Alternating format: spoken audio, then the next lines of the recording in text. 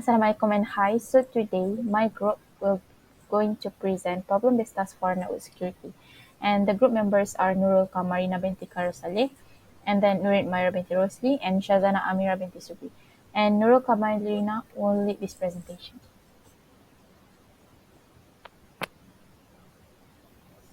So I am QAMARINA. Now I'm going to start with my part. So the problems is organizational information and must be protected from active and passive attacks and secured from illegal access, unwanted interruption, unauthorized alteration, or an annihilation. Many organizations fall victim to such attacks due to a weak information security policies. Also, disrupting these IS policies by IT users make organizations under information security threat. This problem-based work needs students explore the implementation of ISP within a large organization to evaluate policy adequacy and to determine user awareness and compliance with such policies. The information security focus areas included in this organization, ISPs, are password management, such as use of email, the internet, and a social networking site, mobile computing, and information handling. However, the maturity levels of these elements vary among focus areas due to a lack of ISP awareness and compliance among users. So the task is find one big security issue which occurred within the past 5 years. You can focus on any domain of issue such as entertainment, economy, health, sport, policy, social, education, and any other. So the goal of security policy, the first one is facilitate data integrity, availability, and confidentiality. Standardize, standardize rules and processes that protect against vectors threatening data integrity, availability, and confidentiality. Second is protect sensitive. Prioritize the protection of intellectual property and sensitive data such as PII, which is personally identifiable information. The third one is help comply with regulatory requirements, which is help organizations identify security gaps related to regulatory requirements and address them. And the last one is execute security programs across the organization, which is provide the framework for operationalizing a procedure. The next is structure of security policy.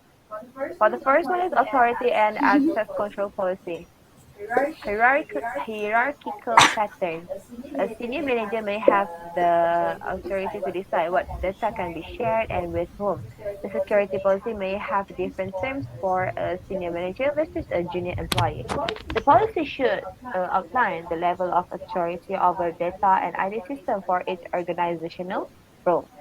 And next one is a data security policy, which is are only able to access company networks and servers via unique logins that demand authentication, including passwords, biometric ID cards, or tokens. It should monitor all systems and record all login attempts. Then second is data classification. The first is to ensure that sensitive data cannot be accessed by individuals with lower clearance levels. Then, to protect highly important data and avoid needless security measures for unimportant data. And the third one is encryption policy. Encryption involves encoding data to keep it inaccessible to or hidden from an unauthorized party. It helps to protect the start, at rest, and in between Intransit between locations and ensure that sensitive, private, and proprietary data remains private. It can also improve the security of client-server communication. And the last part is the responsibilities, right, and duties of personnel. Upon staff to carry out access reviews, education, change management, incident management, implementation, and periodic updates of the security policy. Responsibilities should be clearly defined as part of the security policy. Then,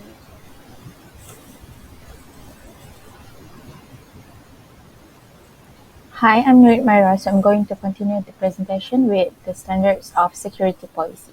So, standards of the security policy function is as a set of policies that outline the procedures or approaches that must be followed to maintain the system safe. And several cybersecurity or security policy standards are now available on the market, with several new standards scheduled to be released this year. Almost every company that works at a higher level is required to follow the standards because they are the variables that secure the organization's security. So the first standard is ISO 27001. This is one of the most common requirements that a business must follow while putting in place an information security management system. It is made up of a collection of procedures that spell out the rules and conditions that must be met in order for an organization to be certified to this standard.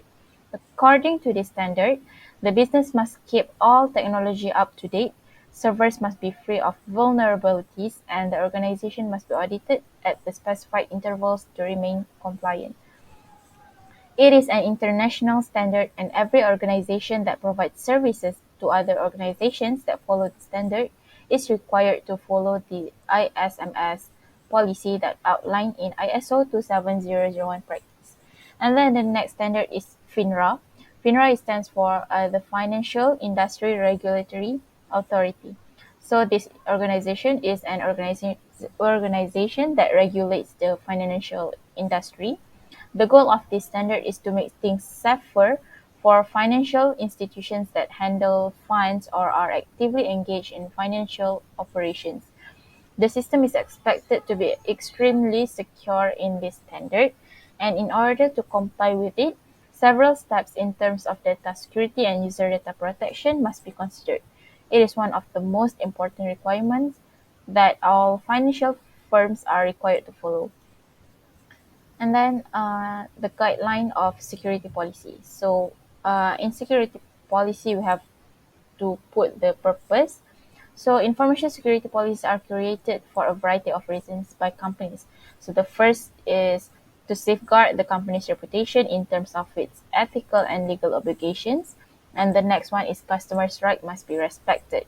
One strategy to achieve this goal is to provide effective mechanisms for responding to complaints and inquiries about actual or apparent policy non-compliance. And the next guideline is scope.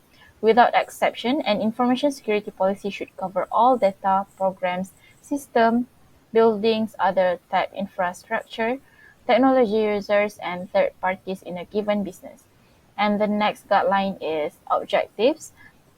An organization that is attempting to draw an effective information security must have clearly stated security and strategic objectives. Any existing differences in this context could render the initiative dysfunctional. Management's point of view when it comes to enforcing new standards in this department, one of the first things to consider is IT security. A security professional should ensure that the information security policy is treated with the same importance as other corporate rules. When an organization has a large structure, policies may differ and must be separated in order to define dealings within the desired subset of the company. And then the procedures of a security policy. First is acceptable use policy, or also known as AUP. So an AUP outlines the restrictions and practices that employees who use organizational IT assets must accept in order to have access to the business network or the internet. It is usual procedure for new staff to be onboarded. Before being assigned a network IT, they must read and sign an AUP. It is suggested that the IT, security, legal, and HR departments of a firm consider that what is included in this policy. Sans provided an example that is suitable for fair usage. Sans is a company. And then the next procedure is information security policy. Information security rules in an organization are often high-level policies that include a wide range of security procedures. The company's primary information security policy ensures that all employees who utilize information technology assets within the scope of the business or its networks follow the company's stated rules and guidelines. Employees have been asked to sign this paper to acknowledge that they have read it, which is generally done with the signing of the AUP policy. Employees should be aware that there are regulations under which they will be held accountable when it comes to the sensitivity of business information and IT assets. And the next question is about role and responsibility in security policy. So the first one is application security engineer. An application security engineer's job entails two important features. To begin, you will need to assist developers in creating more secure apps. And second, you will need to keep track of and secure any third-party apps for your organization uses. The following are some examples of typical responsibilities and tasks for a security engineer, application security engineer. So the first one is putting up technical security controls and then performing a risk assessment for an app, and then app whitelisting and blacklisting. And the last one is conducting penetration tests.